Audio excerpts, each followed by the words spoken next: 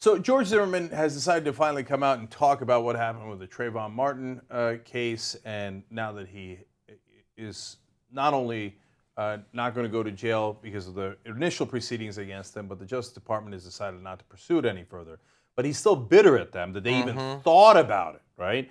So he's not going to go talk to the press. He's decided to make a video where he talks to his divorce lawyer.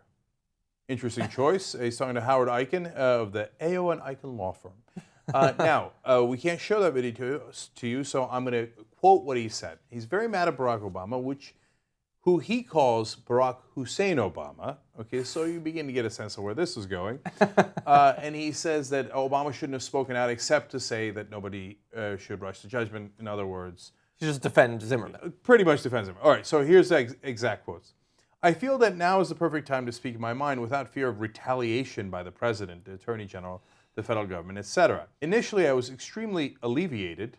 Various choice of words there. Anyway, quickly that turned into realization that the Department of Justice finding that there was no basis to pursue federal charges was just the beginning of a journey, my personal journey, to correct the wrongs that the federal government did to ensure that it never happens to any innocent American ever again. Now, he was adjudicated not guilty in the first trial. Now, oftentimes there will be a federal case afterwards, as happened in the Rodney King trial.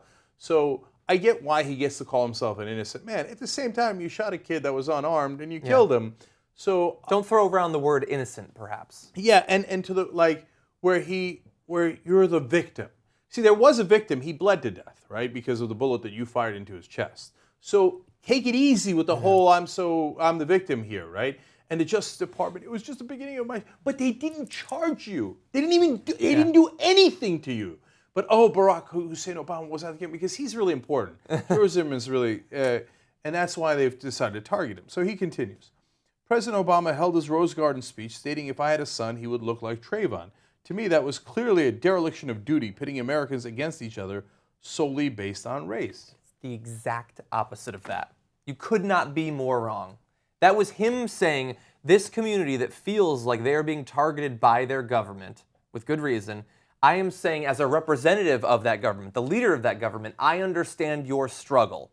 And my life experience is similar to yours in at least some way. It was uniting people, not dividing them. And, of course, President Obama talked about Black Lives Matter. Actually, it's a thing that was discussed throughout, not just in the Trayvon Martin case, but Ferguson, et cetera, something that came about that particular slogan later, right? And he talked about Trayvon Martin being a child, because he was 17 years old, et cetera.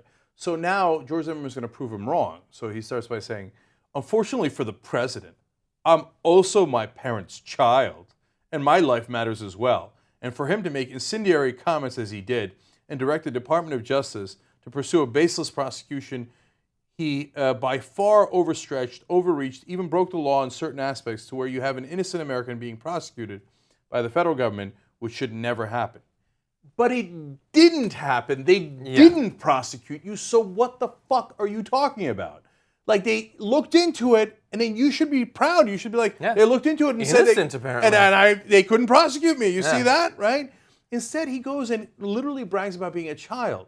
He's like, I'm a child. Unfortunately for you, I'm a child, right? Yeah, also, I can't fight.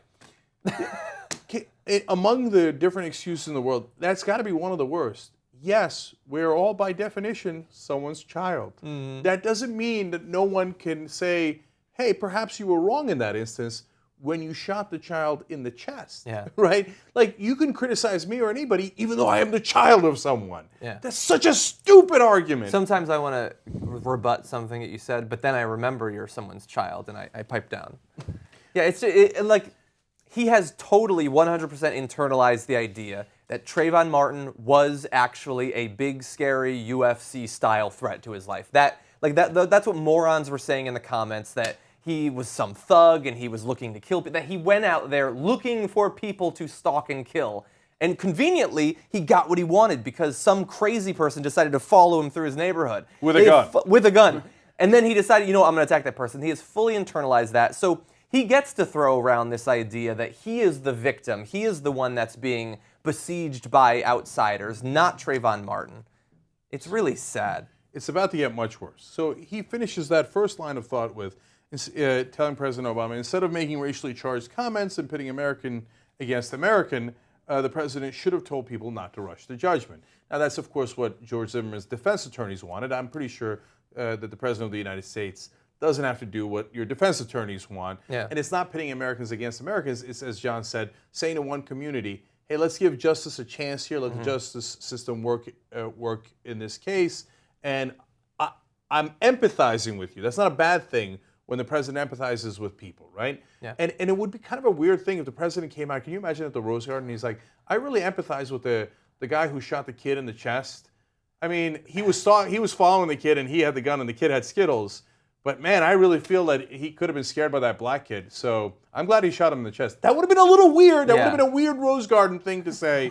Anyway, so now here comes the more loathsome part where they say, hey, and remember, this is set up by his own lawyer, but do you wish it turned out differently? So it's not like the question caught him off guard. Yeah. They planned this out. It's his lawyer that's asking him, right? Yeah. He said, I believe God has his plans, and for me to second guess them would be hypocritical, almost blasphemous. So he's saying... Would it be worse than murder?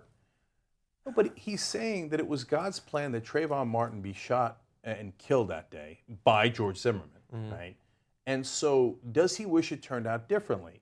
It would be blasphemous to think that, God, I wish he were still alive today. Yeah. I wish we didn't run into each other. I wish he didn't go to get the Skittles. I wish I was... Like, forget your personal culpability. Wouldn't it have been nice if we never crossed paths and he continued to live?